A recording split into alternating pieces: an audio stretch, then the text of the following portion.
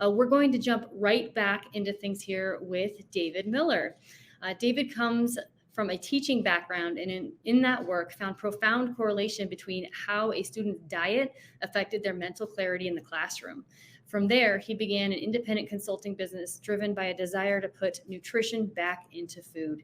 He joined AEA in 2011 and has a passion to teach farmers how to regenerate their farms by capitalizing on how plants and soils interact. His specialties include orchards and small fruits, especially blueberries.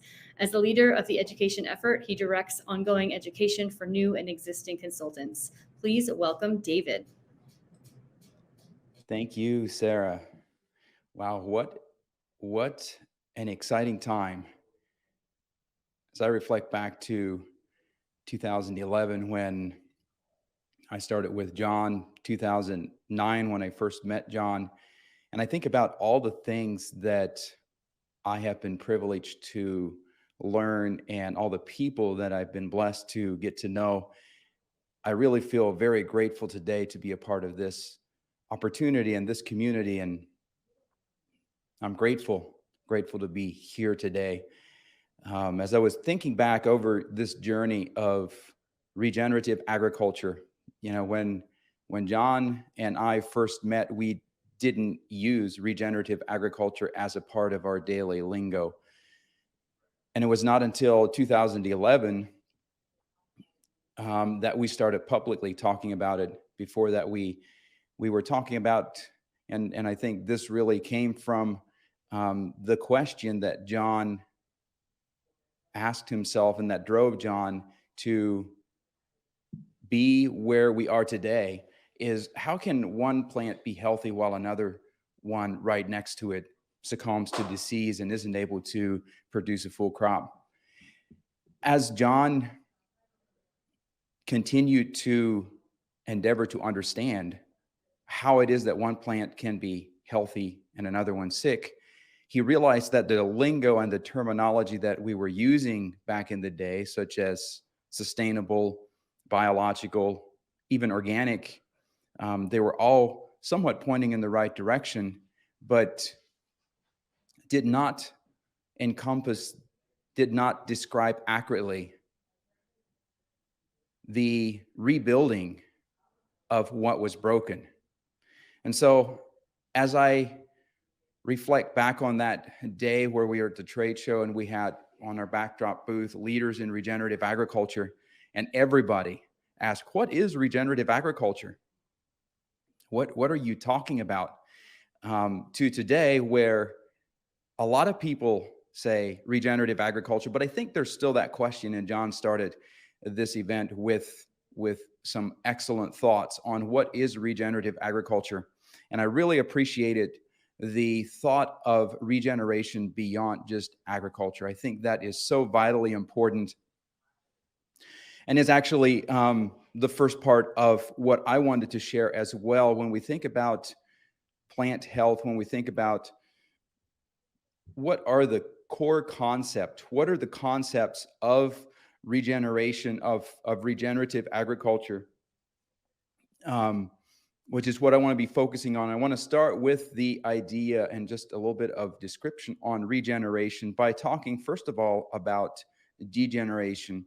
So thinking about this in light of not just agriculture, but in every relationship, whether that's the plant with the soil, whether that's the plant with insects or animals, whether that's humans with the plants or food or animals, or humans with each other, for every relationship, every interaction that happens between these organisms, the whole will either be better or worse off because of that interaction. And when that happens, and we have the example here of photosynthesis decreasing and less sugar to the roots, and I think many of you have probably seen this. It's been used a lot by our company, but it describes so well what happens in degeneration. And I think it's such a great contrast to look at this, where every interaction that happens in every relationship, we're either degrading. It's either going the wrong direction. It's either going downhill. It's becoming less profitable. It's becoming it's going to be better or worse based on how that interaction happens. And if we look at the opposite of that, which is what we're talking about when we talk regeneration of, yes, agriculture, but then of all of the interactions, of all of the relationships that as um, as humans, and John touched on this beautifully, of how we are the keystone species of the whole planet. We're called to be stewards of this. And every interaction that we have is either going to be degenerative or regenerative. And so when the majority of our interactions are regenerative, the whole will continue to continually improve. And I think that's a very important part of the conversation about what is regenerative agriculture or what is regeneration, is that sometimes we have to do things in order to move the whole forward, or because of where we are today, or because of the environment, we sometimes need to do things that are a bit degenerative. We don't exactly like them. And Rick touched on this where he said, maybe there needs to be a little bit of tillage.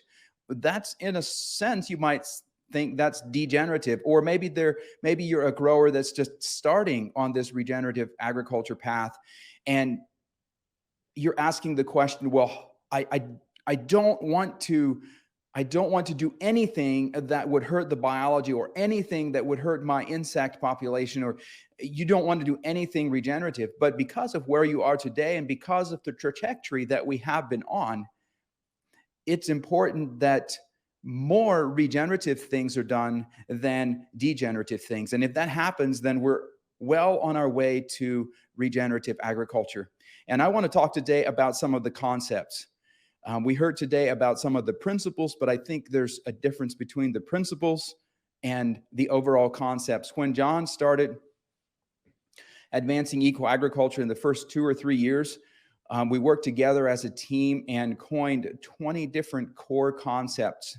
We've synthesized those down into 5, which I'm going to talk about a couple of them here. And as I was preparing for this, I realized, on one hand, I felt like it's so basic, like everybody knows all of these things. And then on the other hand, I was like, there's so much we could talk about this.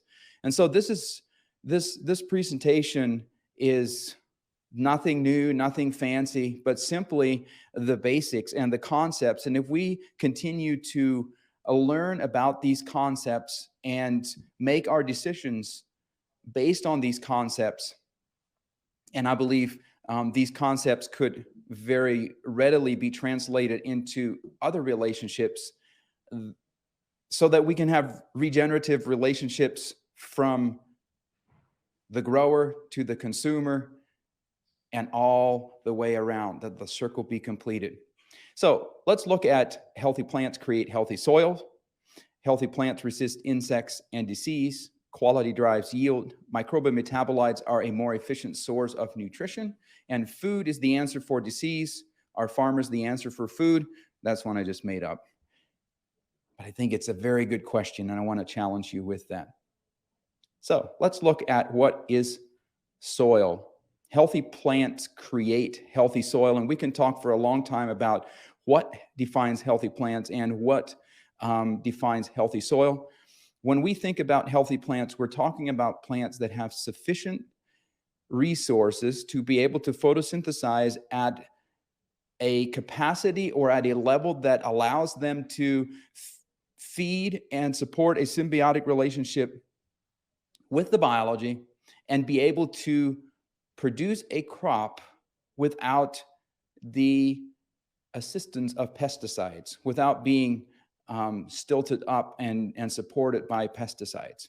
So when we have healthy plants, Horst Marshner says that 70% of the sugars produced in a healthy plant's life cycle will be put down through the roots. And so when you think about the rye cover crop and what Rick was sharing this morning on those numbers of what was in the cover crop, let's say that cover crop was a 10-ton biomass, you can safely estimate that there's probably another 10-ton of biomass below ground. So if you have 20-ton of biomass, and if those plants are healthy, if they have more energy than they need, they will put as much as 70% of that down through the roots. So even if you moderate that down and you say that the plant is only putting 50% of all the photosynthetically produced sugars, carbon, if we just keep it very simple and we say of all the sugars that are produced, 50% of it goes down through the roots, that means that 20 ton of sugars could have been exuding and put out through the roots. Now, how do you put value on that? That's a lot of power and a lot of energy. When we look at what is soil, we have this chart that I'm sure you're all familiar with, and we have roughly 45% minerals, 5% organic, which includes all of the biology, the bacteria, the fungi, the earthworms, etc. And then ideally, we should have 25% water or moisture and 25% pore space. What happens in many, many scenarios, and this really tips the system towards degeneration, is when there is poor drainage because of compaction, and we have a waterlogged soil and there's not enough airspace, or the other thing that can happen is there can be a crust and you're not able to move air in and out of the soil.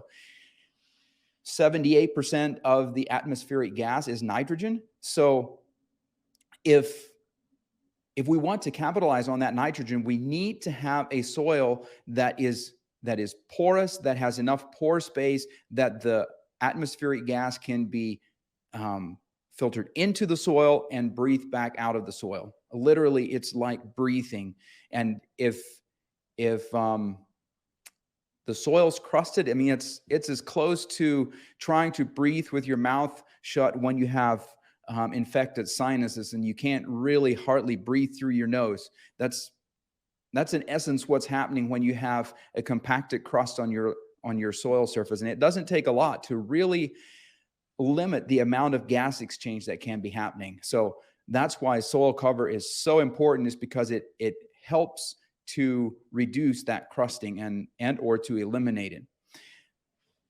Now, what can also happen is when we have very compacted soils, in the second picture here, you see that we don't have airspace. We can limit the water, and also we don't have space for the biology. The biology, there's no gas exchange. The biology isn't able to function. So that is a bit of what soil is. And then we have what is soil? Like when you actually look at it, we have sand, silt, clay. And I love this comparison. If you look at this image on the left, you have sand. If that's a sand particle, then clay is that tiny, tiny little particle on the middle of that. And then if you look at sand, the picture of sand there on the right is just without any magnification. And you can see how those sand crystals are very coarse, very porous. And if you look at the clay under a microscope, you can see how you also have that structure, but there's tremendous amounts of surface space and surface area on those clay particles. So that's what comprises our soils, is a bunch of ground up rocks and clay, sand, and microbes. How do you determine if soil is healthy or not healthy? When we say healthy plants will increase soil health or create a healthy soil, what are we talking about and why are we saying that? The reason I bring this, want to talk about this, is because we can't just look at a soil here and say it's healthy or not healthy. There's a lot of things that we have to look at. And also, we can't just do a soil test and say it's healthy or not healthy. So I want to talk about soil samples because there is a school of thought, and this was especially true when I first started. In fact, so much so that I almost quit. I had a soil sample that had 23 parts per million of phosphorus. We added a ton of rock phosphate, which was supposed to bring it up to 50 parts per million of phosphorus. 2 years later, we did another soil analysis, and it was still 23 parts per million. And so soil samples are of how much value, and should you be using them? And I'm just going to walk you through a couple different examples, not to say that you should or you shouldn't, but it's important that if you do and when you do, that you understand what you're looking at. So here we have a soil sample, and I have highlighted here the CEC. You can see that we have a fairly high exchange capacity, at least it appears so. If we look at the calcium, we see that we have fairly low base saturation of calcium, 56, to the highest in that circle is 49. And then at the bottom of the sample, we have 3 samples that have higher levels of calcium on a percent base saturation. Now, let me see if I can move this on. So here,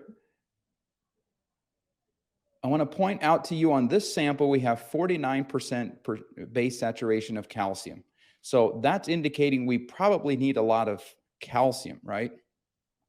If we look to this sample, we have 76% calcium. So do we need calcium here? And now let me show you pH, because isn't pH very important? Didn't your fertilizer salesman look at your pH and say, you need calcium, you ought to put lime on, or you don't put lime on? So in this example, we have a 49% base saturation of calcium, but we have an 8.7%, or I'm sorry, an 8.7 pH. So conventionally, the wisdom would be to not apply lime or not apply calcium. And that's another conversation that we should clarify, is that calcium isn't lime, or let me say that. Maybe I'm going to get myself tangled up in this. Calcium is more than just lime. And so when people see a high pH, they often say, oh, you don't need calcium, thinking you don't need lime. But in this scenario, we clearly have a very low percent base saturation of calcium. If we look at the next example, we see that we have higher levels of calcium, sufficient levels of calcium, and we have also a pH of 8.3. So the point is, you can't look at pH to decide if you need calcium or not. If you look to the left here, I highlighted the calcium numbers so you can see the parts per million of calcium that we actually have in the soil. Okay, so what have we learned from this sample? Do we need to apply calcium, or do we not need to apply calcium? We're now looking at this same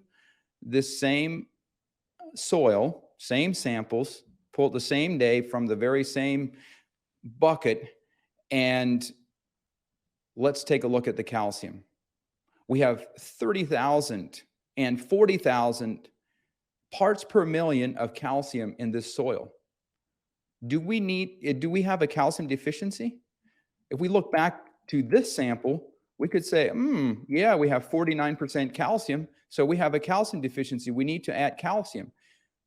But in this example, we have 30,000 parts per million of calcium in that soil. And let's take a look at the manganese. This is the manganese levels that we saw in that earlier test. So we see we have very low levels of manganese. Should we be applying manganese? Looks like it. I mean, we only have 5, 6, 5, 5, but in the total nutrient digestion, showing what's out in that soil, what's in the rock, what's part of the ground up rock that's out there, we have 281 and 264 parts per million of manganese. So the problem is not that we don't have manganese in the soil. This is just another example, but this example shows that sometimes soil samples actually show and indicate that we do need to add things. So here we have 81 parts per million of potassium, 49 of magnesium, and 939 of calcium. We have 3 parts per million of manganese. And now if we look at the saturated paste analysis, you can see we have 20 parts per million of available calcium. That's what's extracted with just pure water. So this is what the regular soil analysis looks like, the ammonium acetate extraction, compared to the saturated paste analysis. Now we look at the manganese, and on the saturated paste analysis, we don't even have any detectable manganese, less than 0.02, which is the lowest that they're able to detect. Switching now to the total soil report, you can see that we have 187 parts per million, or I'm sorry, 1,873 parts per million of calcium in the total soil makeup. So about double, probably almost enough calcium that we could grow a decent crop with this. But there's not a lot of extra calcium like we had in the other one where we had 30,000 pounds per acre. And if we look here, you can see what this is comparing it with the regular soil analysis, the ammonium acetate extraction, and the comparison with the saturated paste analysis. Look at the manganese. We have 23 parts per million, where on the saturated paste analysis, we had none detect and 3 in the other one. So 23 parts per million should be sufficient if it were available. But in this sandy soil, there's not a huge surplus of manganese in the soil. So on this sandy soil, if you look at manganese, you look at copper, you look at zinc, on the total volume that's out there, you can see that there's actually not a lot of extra out there. So the reason I bring this up is because if you are looking at just the ammonium acetate extraction, it's kind of like looking at your piggy bank or your savings account and saying, that's making financial decisions based on just where your savings account is. Or if you look only at the saturated paste analysis, it's kind of like looking in your wallet and deciding, making all your financial decisions based on that. If you look at only the total mineral extraction, then it's kind of like looking at your net assets and making decisions on that without regarding cash flow. So when we look at soils, it's very, very important that we look at all of the different aspects of that soil to understand as best we can the mineral makeup of it, and also what portion of that is available, which is directly related to the biology. We heard about erosion, and as you can see at the picture on the right, this is actually a 2021 picture from the US. Yes, that's all wind erosion. And the one in the middle there, which I'm not sure if this is going to play. I guess that one doesn't play. You can see it's a block. It's a brick of, see if that works. It's just a brick. How about water infiltration in that? How about roots? How about microbes? Pretty challenging, right? And then you look at the soil on the left, and where's the carbon in that? How is a plant going to grow in that? So we have some very challenged soils, and as we were discussing this morning in the booth time, it really depends on where your soil is as to how quickly things will respond, and also how quickly they will be destroyed again. Let me see if I can advance this some more. I also want to talk about soil minerals from the aspect of crop removal. That's something that most farmers, when they start the regenerative journey, are like, well, what about the crop? What about the minerals that we're removing? Don't we need to be replacing them? And as I was working on this nutrition removal slide, I tried to find, or I looked up the calculators, and it's interesting that the only place that I could find on the web, or I should say the primary places that I found, and I didn't look deep, but I didn't find any crop removal calculators that weren't put on by a company selling NPK fertilizer. I think it's important to understand what is really happening and what we really need to be concerned about as far as crop removal goes. So the calculator that I used suggested that for a 250 bushel corn crop, and this is just just an example, you could do this for any crop, will remove 167 pounds per acre of nitrogen and 87 pounds of P2O5, which most people aren't aware of, but the phosphorus number is not the phosphorus number, it's P2O5, which is actually only 37 pounds of phosphorus that's removed. And potassium, 62 pounds of K2O, which is not potassium, it's only 51 pounds of actual potassium. So if we remove that, we surely need to put it back on, right? Maybe. Let's look at this sample. So this one, we're going to look at phosphorus, and you can see that we have phosphorus at 5 to 14 parts per million on the available level, and then we have 27 to 50 parts per million on the P2, which is not available, and then they're suggesting that we apply anywhere from 100 to 80 pounds of phosphorus, which would equate to, at 100 pounds, that would be about 30 pounds of actual phosphorus that would be going out. Now, on this very same soil, and remember, these soil samples and all these numbers we're looking at are referencing and are calculated for the top 6 inches. So how much phosphorus do we have out there? 811 pounds of phosphorus, which is the equivalent of 3,500 pounds of MAP.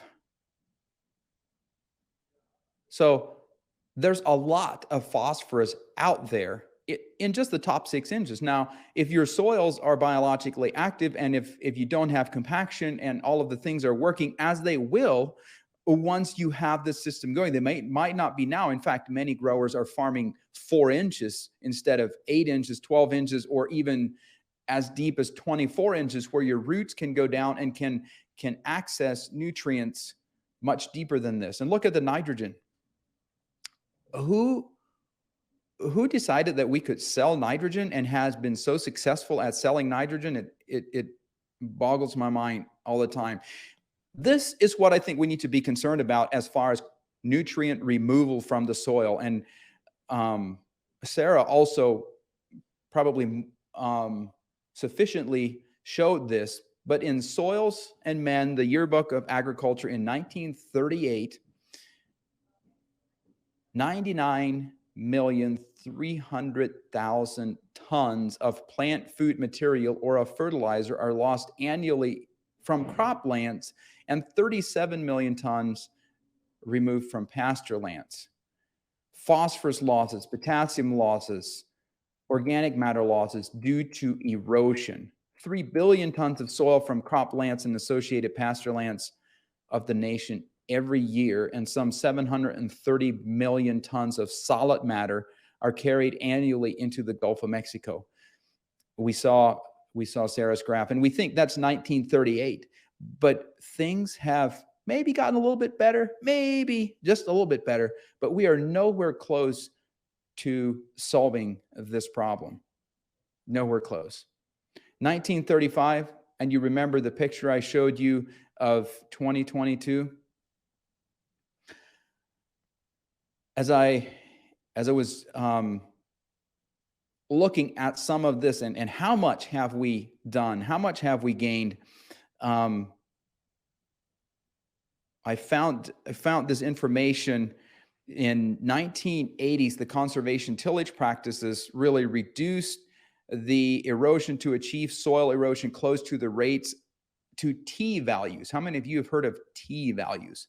The T value is the soil loss tolerance that was assigned to each soil map unit, and it's the average annual erosion rate, tons per acre per year, that can occur and still permit high levels of crop productivity to be sustained economically and indefinitely. And for many soils, the T value was put at 4 to 5 tons of soil annually. Still seems pretty high. And today, this was in 2018, so I shouldn't say today. Maybe we've completely taken it to zero now. But when this was done in 2018, the United States average soil erosion was 7.6 tons per acre per year. So what does that mean? 7.6 tons per acre per year. If you grew 180 bushel corn crop, that would be 1.5 pound of soil per pound of corn, not per bushel of corn, per pound of corn. And if you grew a 50 bushel bean crop, that would be 5 pounds of soil per pound of beans. So if you have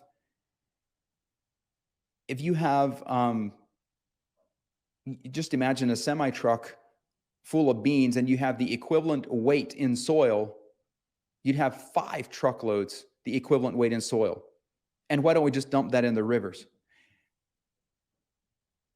We're doing things, which is exciting, and it's great, and it's wonderful to have all these people come together. But how do we do it faster? How do we do it better? How do we improve adoption? So we have all this erosion, and then we have people saying, well, my soil, it's just not responding. It's just not responding. And especially if you have very, very dry, low moisture or low rainfall areas, where you don't have that rainfall where that biology continue year round, and you have a lot of erosion, which layer of soil are you farming? And how many layers have left from this picture already? Are you at that green line? Do you have all the soil that used to be there? Are you at the red line? Are you down on the blue line and you're just barely above the subsoil? So let's look at some of the basics of how we can regenerate soil and how healthy plants create healthy soils. This picture is, I love this picture. Just look at how the prairie grasses are so much more efficient and effective than the wheat that we have come up with. And I think this is powerful for us to consider what varieties of crops we plant and how the varieties and genetics will affect the crop's resilience and the ability to affect the soil. Just look at those roots on the plants on the left versus the plants on the right. So when we look at photosynthesis, photosynthesis is the process by which green plants and some bacteria change light energy and carbon dioxide into usable chemical energy in the form of a sugar called glucose.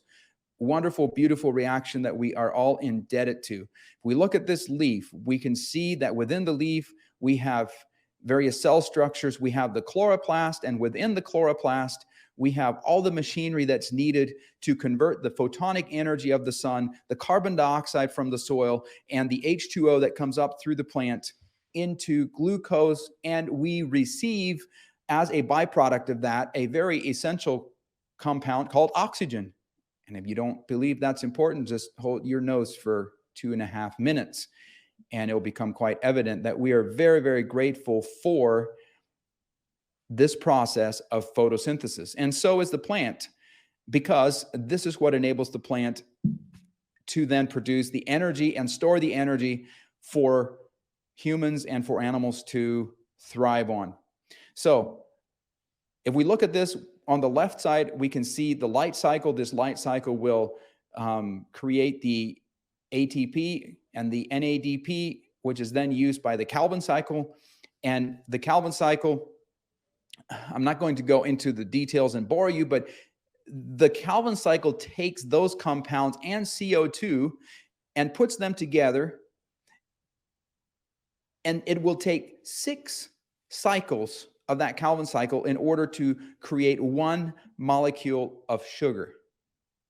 The reason I think this is important to at least have some understanding of is when you drive past your fields, when you're observing what's happening in your fields, take time to remember that there's things going on there. It's a really, really, really busy place within the plant leaves.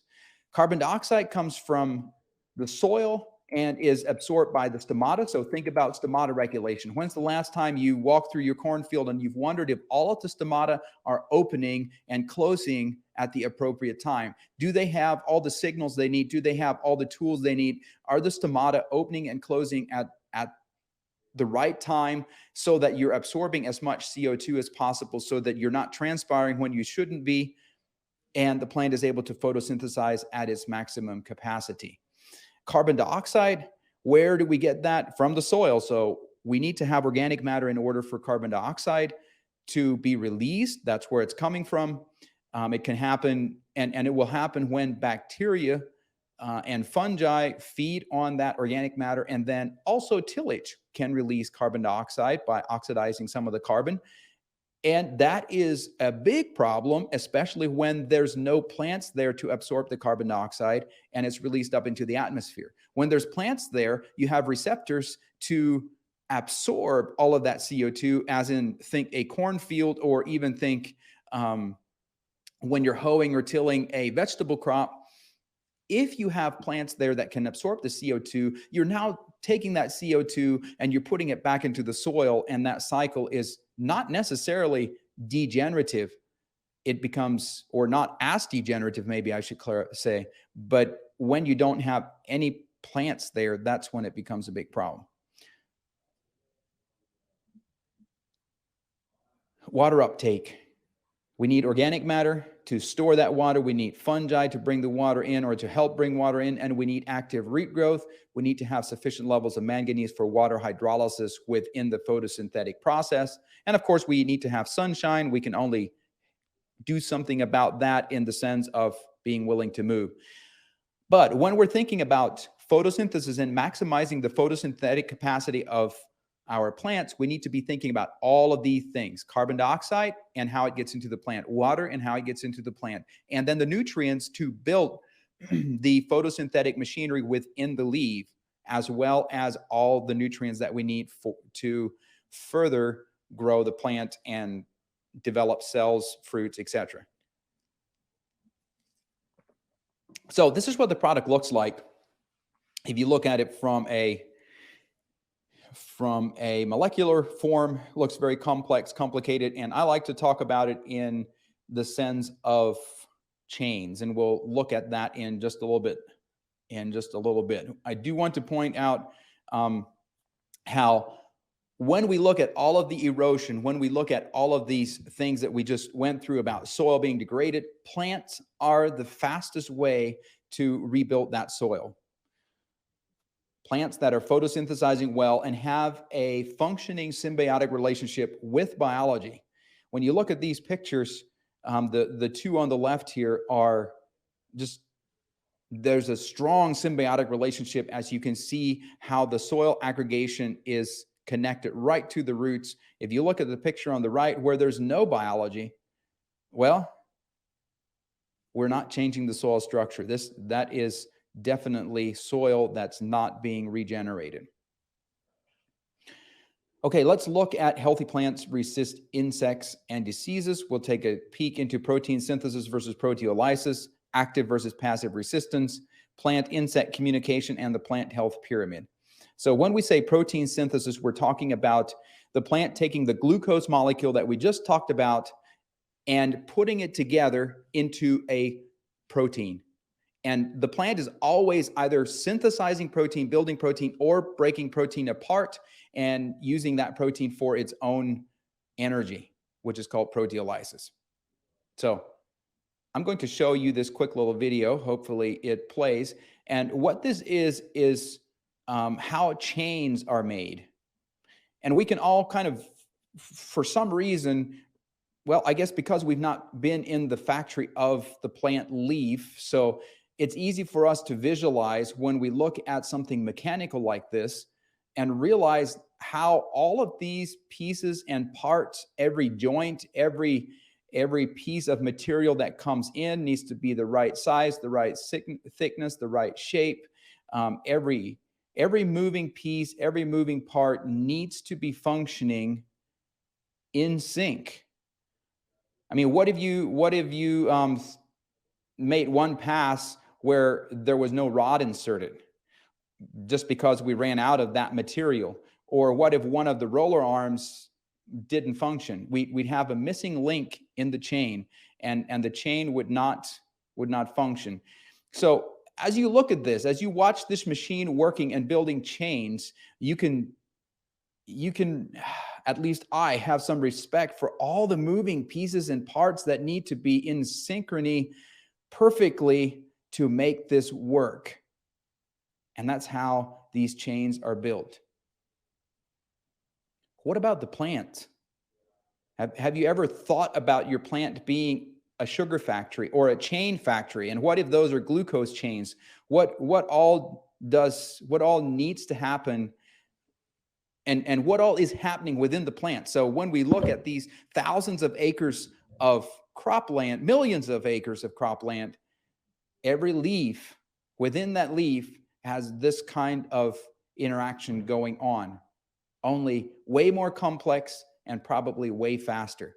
So to keep it simple and to talk about how insects and diseases are kept at bay by plants via passive and active resistance, I'm going to use this example of the chain and describe to you what happens within the plant. So if this chain were a simple glucose molecule, and we have 6 links of carbon dioxide, we have 6 or 12 links of hydrogen, and we have 6 links of oxygen, and we add another link and we have an amino acid, and then we put these amino acids together. And every time that an amino acid is put together, we need an enzyme to catalyze this reaction, just kind of like welding it together. And if we don't have that enzyme, or if we don't have an enzyme cofactor, which is often a micronutrient, these links won't be fused together, and we'll have what we call an incomplete protein. Now, why is this important? Because as these amino acids are put together into longer chain compounds, they're called polypeptides, and these polypeptides are put together to form long chain polypeptides until they are considered complete proteins. The cool thing is that insects are not able to digest or to break apart. They don't have the enzyme to break apart this polypeptide to polypeptide bond. So when plants have the energy that they need and they have the nutrients that they need to be able to build complete proteins, they will become resistant to insects and diseases.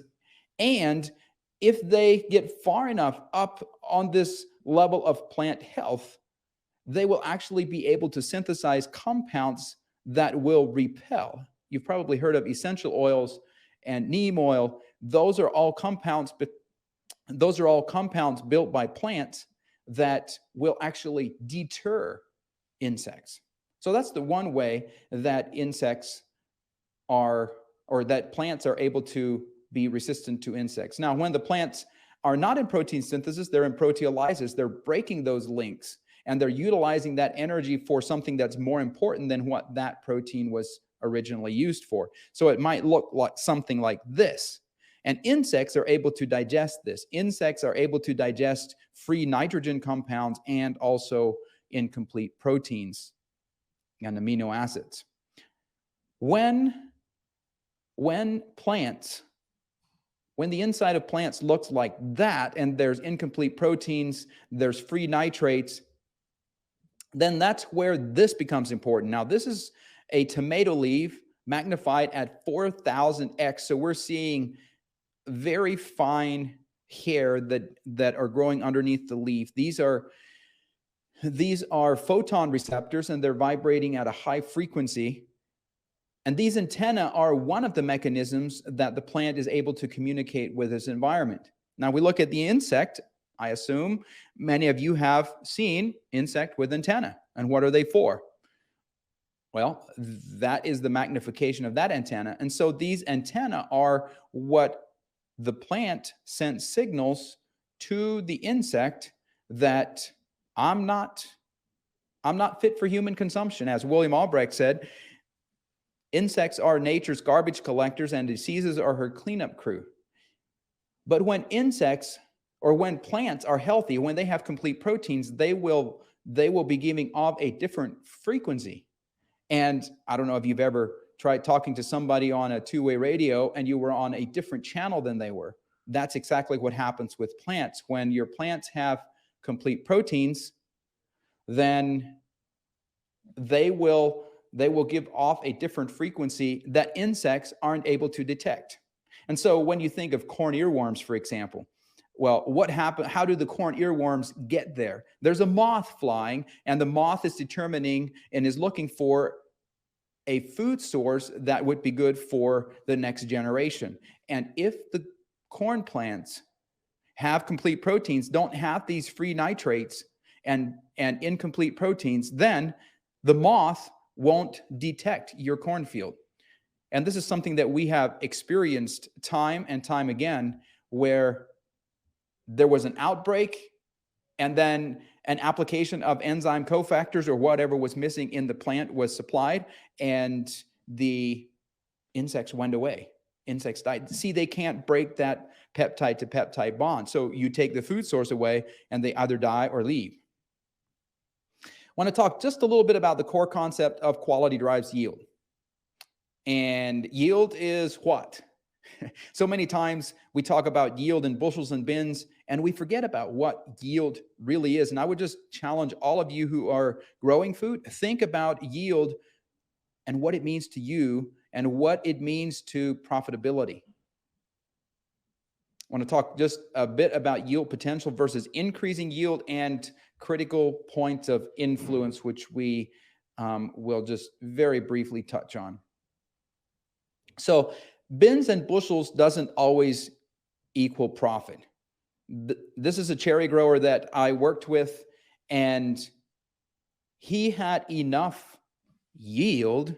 In other words, he wasn't looking to increase the number of cherries per plant or the number of bins that he removed from his orchard. What he was looking to do was to reduce the amount of cracking and fruit splitting that was happening and to increase the size. If we could increase the size by half a row, that was going to greatly improve his profit because it put him over the edge of where he could get a premium for the fruit. So when we say to increase yield, what are you saying? And when you are making your farm plan, when you're thinking about what crops to grow, when you're thinking about how to improve profitability, which is so important, as we could see by the graphs that Sarah showed, it's very, very challenging to make profits. And so we need to make sure we're thinking correctly about profits. I know of a grower who harvested substantial or really good yields of onions, but they came to the packing house and had a lot of the onions. I don't remember the exact amounts, but substantial portions of those onions rotted and they weren't able to be packed. So was that yield? No, because he wasn't paid for it. I had another grower who ran a trial on a foliar, and where he put the foliar on, his wheat went 61 pounds test weight. Where he didn't put the foliar on, he got relatively the same yield as far as bushels go, but because his test weight was down, he wasn't able to get to sell it into the food grade market, and thus he got about 50% of the price that he got for where he applied the foliar. So when we think about yields, we have to think more than just the bins and the bushels. And I would encourage you to think about what that means for your operation. Yield, think of yield also as the maximum potential at the time that your yield potential is set. For grapes, that is as early as the previous season at flowering. For corn, the number of ears is determined at 12 days. So whenever that genetic potential is being determined, your yield is not going to go higher than that. And I think that's something that's very important to think about when we think about yields. Is we're not doing the things to increase yield. We're doing whatever we do to keep yield from being lost, whether that's the number of bins and bushels per acre or the quality that we're talking about. And the critical points of influence are very important to understand for the specific crop that you're growing. So I'm not going to go into any specific crop, but just want to point out that nitrate, nitrogen, potassium, chloride, and calcium are very strong vegetative growth energies. And if you apply these at the wrong time, you can negatively impact the number of reproductive buds that are going to be developed. And so, what was that fertilizer company trying to sell? Nitrate, potassium, chloride. And there was no calcium on any of those crop removal rates. Calcium has been so far removed, and calcium is so critical for quality vegetative growth and overall fruit quality. If we don't have enough calcium during cell division stage, we won't initiate enough cells within that fruit, and therefore your fruit is going to have problems with fruit quality. You're going to have problems with size. And calcium plays so many roles in interactions with other nutrients and also the overall regulation of the plant hormones. On the reproductive side, manganese and phosphorus and many of the others are also more reproductive than vegetative, but especially manganese, phosphorus, zinc plays some role in that as well, especially with the fruit fill and the hormone regulation. Let's talk about microbial metabolites are a more efficient source of nutrition. And here I'm just going to set this up for Dennis and Steve. They're going to be talking about the rhizophagy cycle and the whole nutrient interaction of the plants and the soil. But what I want to talk about here is that when plants take up nutrients in the form of a simple ion, just a potassium ion or a phosphorus ion, which is what many of these conventional fertilizers are, it will take 8 to 12 times more photosynthetic energy for the plant to convert that simple ion into a complete protein. And I'll give you a quick example. If I took you to a shop that was equipped with all the raw materials and all the patterns and all the directions to build a tractor, you'd be able to do that. But if I took you to a shop that has all the components pre-built and it's just the directions to assemble the tractor, you could build more tractors, or you could get your tractor built and have more time to do other things.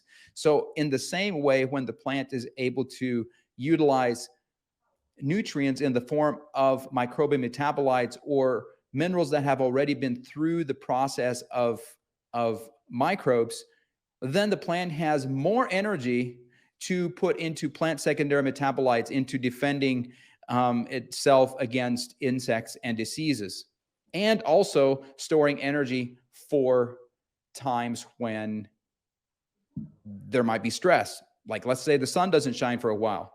Well, in the same way that when cattle have extra energy, they put on fat.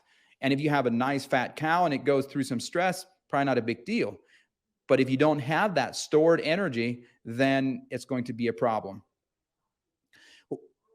This is just an example of what happens when you have biology established and working with the plants.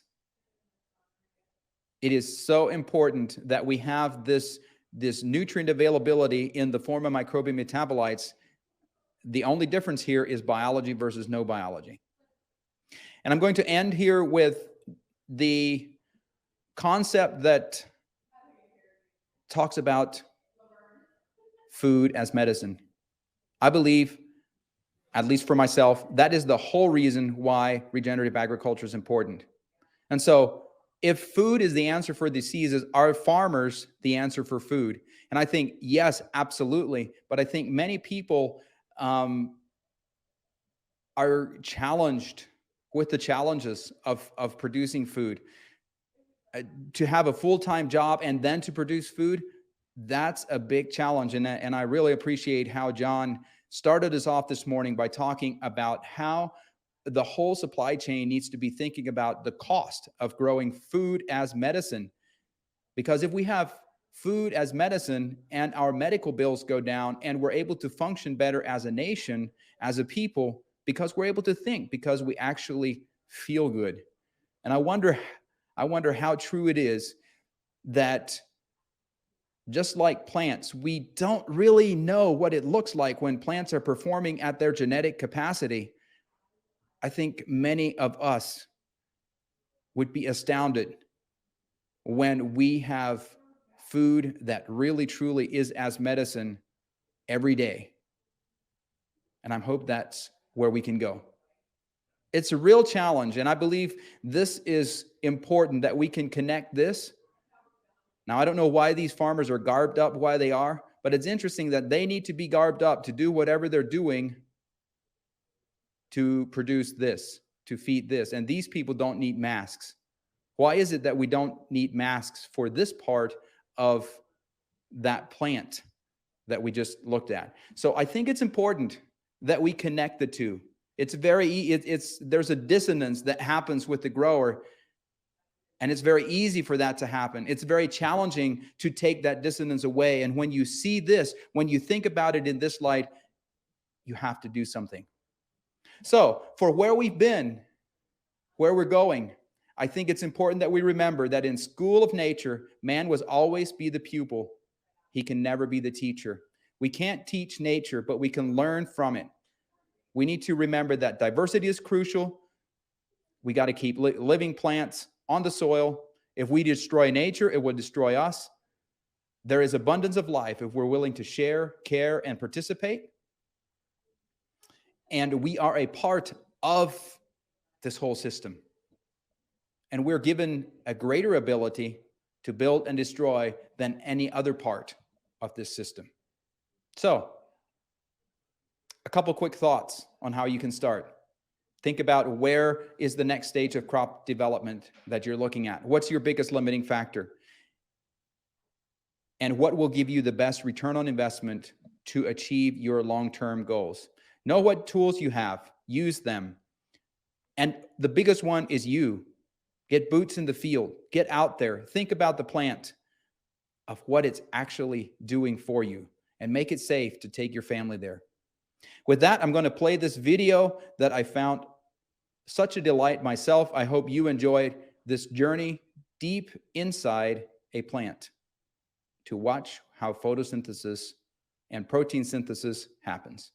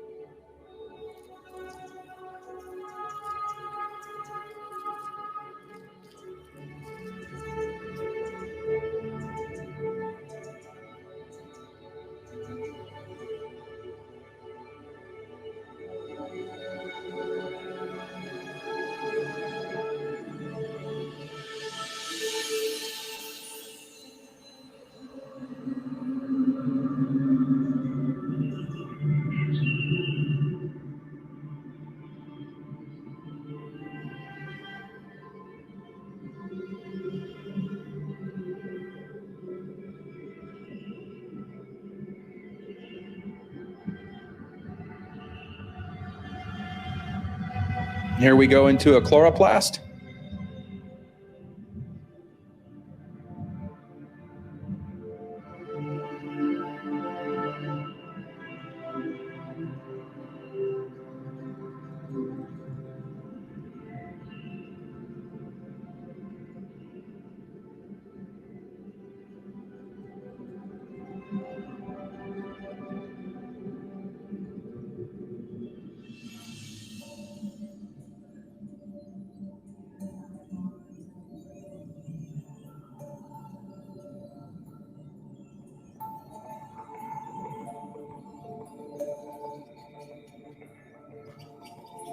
And this is where glucose is built.